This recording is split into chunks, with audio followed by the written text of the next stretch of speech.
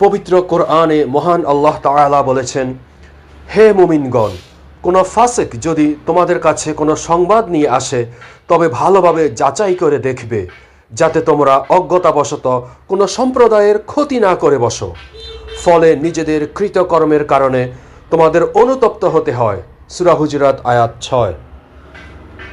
আব্দুল্লাহ রাদিয়াল্লাহু তাআলা আনহু বলেন, রাসূলুল্লাহ সাল্লাল্লাহু আলাইহি ওয়াসাল্লাম বলেছেন, তোমরা মিথ্যাচার বর্জন করো, কেননা মিথ্যা পাপাচারের দিকে ধাবিত করে এবং পাপাচার জাহান্নামে নিয়ে যায়। কোনো ব্যক্তি সর্বদা মিথ্যা বলতে থাকলে এবং মিথ্যাচারকে স্বভাবে পরিণত করলে শেষ পর্যন্ত আল্লাহর কাছে তার নাম মিথ্যুক হিসেবেই লেখা হয়। আর তোমরা অবশ্যই সততা অবলম্বন করবে, কেননা সততা নেক কাজের দিকে পথ দেখায় এবং নেক কাজ জান্নাতের দিকে নিয়ে যায়।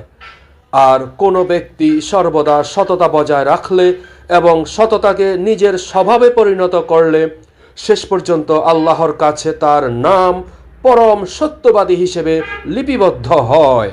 আবু দাউদ শরীফ হাদিস 4989। ধন্যবাদ।